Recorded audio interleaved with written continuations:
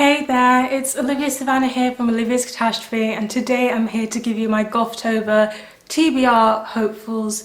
So these are some books that I hope to read for Gothtober to fit the prompts, and I say hope because we know me in TBRs, we just don't trust me, and we'll see where I get and if I get through reading any of these books. So before we get started, I just want to let you know that I'll have a link down below to the Gothtober readathon announcement if you might be interested in participating. I will be talking about the prompts for the Angel board right now, but before I get started, I also wanted to mention that there are Gothtober merch boxes that you can purchase, and I'll have links to how you can purchase them and all of the information down below. You can purchase an Angel merch box or a Demon merch box or a Death merch box, whichever one you want. But for now, let's get right down to the books.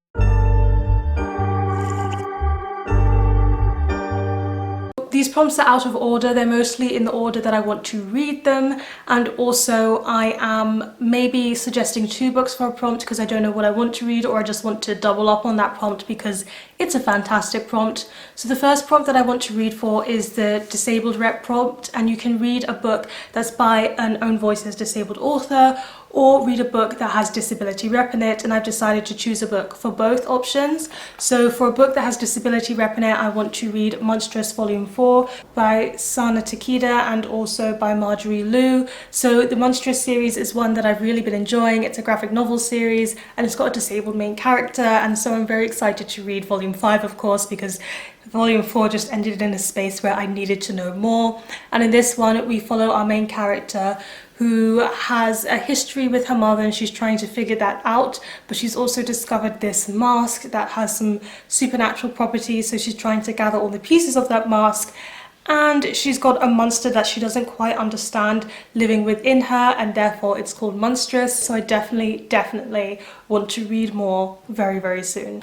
The second book I have is Own Voices Disability Rep, and that is Prism by David Kay. This is an indie author book, which is his memoir about living with muscular dystrophy, and it just sounds like it's going to be very insightful, and he seems like such a lovely person that I'm looking forward to reading and reviewing his book, and this is very high on my priority list for October. So the next book I have here is for the prompt of monochrome cover, and I understand that there's 2 ways to define monochrome. So one way to define monochrome is black and white, but I also thought monochrome meant it all being of the same color. So a cover that's entirely purple is a monochrome purple cover. Correct me if I'm wrong, but I decided to go with the second definition, and I've chosen The Woods Are Always Watching by Stephenie Perkins, because all of this is some shade of blue, whether that's the light blue in the middle to the very dark blue on the edges.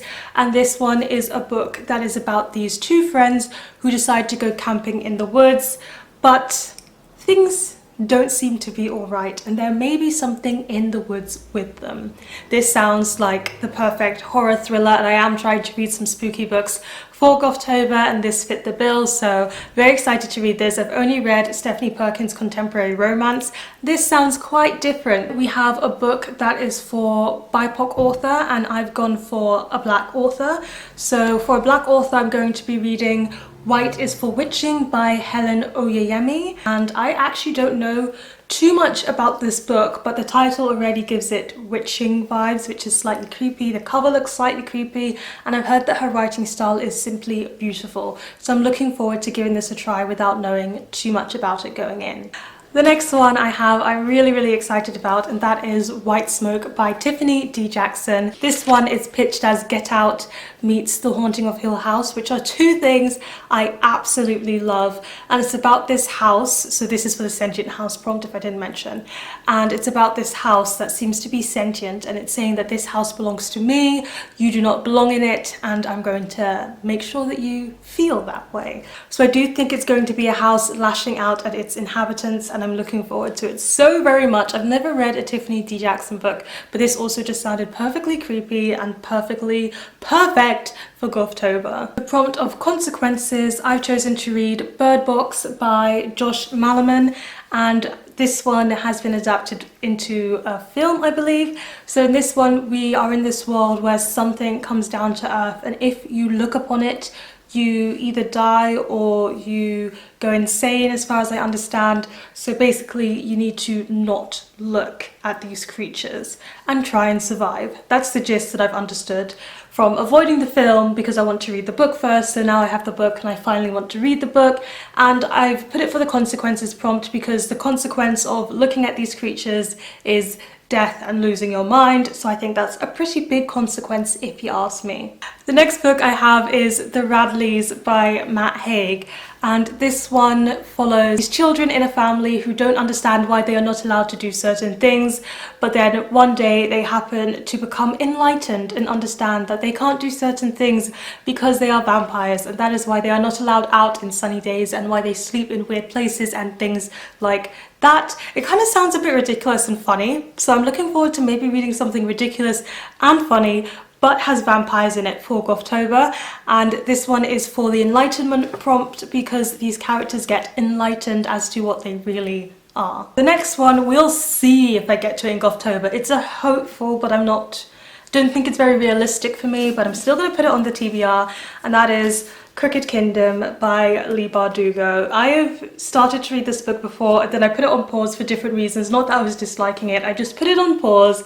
But one of the prompts for the angel board is a large friendship group, and I do think this fits the bill of large friendship group very well. So Six of Crows is about a group of gang members essentially who get set on this very unlikely to succeed heist in this fantasy world, and they go for it and they do it, and I don't know how else to describe Six of Crows. It's a lot of fun. It was a very, very good book, and this is the second book in the series, and I love Jesper with my whole heart, so I'm looking forward to returning to his character and seeing where things go with him. For LGBT plus rep prompt, I have again gone for own voices, and I'm going to be reading a book by a trans author, and that is Sorrowland by Rivers Solomon. This is a book I'm very, very much anticipating. I know what the synopsis says, but I feel like the synopsis is quite complex to translate into words, but it's about this pregnant woman who escapes this religious compound and gives birth in the middle of a desert, I believe, and what she gives birth to is kind of otherworldly, and it's supposed to be a creepy, dark kind of read, so I think it will fit into Gothtober. And for what I've read of Rivers Solomon before, I think I'm really going to enjoy the themes in this. So this is one that's been one of my highly anticipated reads of the year, so it'd be very nice to get around to it. Another one I'm very excited to try, and that is Mexican Gothic by Silvia Moreno-Garcia, and this one I've also put for the Sentient House prompt, so I could read this or White Smoke, and maybe just read both of them for the same prompt.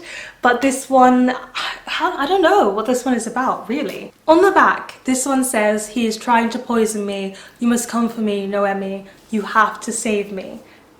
And that already sounds very good, and I double checked with some other people who've read it if it's got Sentient House vibes, and they say it kind of does, so I love Sentient House. And so for the last prompt we have biblical references, and you get 10 points. No, you don't, but I bet lots of you can guess what I'm going to be reading for biblical references.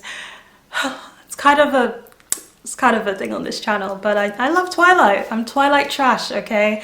So I'm going to continue reading Twilight by Stephenie Meyer. I started reading this in Dutch earlier in the year, and I've been picking at it bit by bit, but I usually reread Twilight every year, and I haven't reread Twilight this year because I've been going so slowly with this one, so I want to get a move on. I don't think I'll finish this in Gothtober month because reading in Dutch is a slow process for me, so it's going to take me a while, but it could get me on my way to finishing it before the end of the year. So that is why I've chosen Twilight.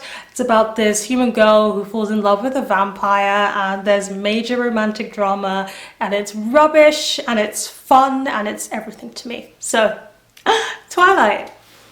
And then last but not least, this book doesn't fit into any of the prompts, okay? Maybe it fits into a demon prompt or a death prompt, I did not check, but I kind of want to read this in Gothtober because it's creepy. So I kind of want to try and fit in The Cabin at the End of the World by Paul Tremblay if I can.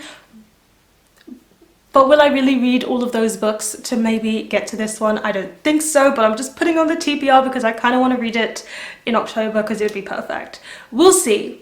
We'll see what happens. It's about this boy who lives in this cabin with his family, and then these strange people show up and they start to do horrible things, and it's about trying to survive. And there you have it. Those are all the books that I hope to read in Gothtober. Please let me know in the comment section down below, what is a spooky book that you are planning to read in October? And if you are joining in with Gothtober, tell me which team you're on, tell me what book you're very excited to read, and just let me know, because I'm trying to check out as many TBR videos as I possibly can. So if you've got one, don't leave a link, because then the YouTube comment will flag it up, but just let me know, because I'm looking forward to it.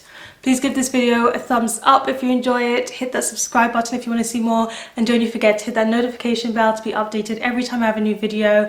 And you know what they say, onwards and upwards. Excelsior! So, the next one. Oh, Yorick! Yorick, what are you doing?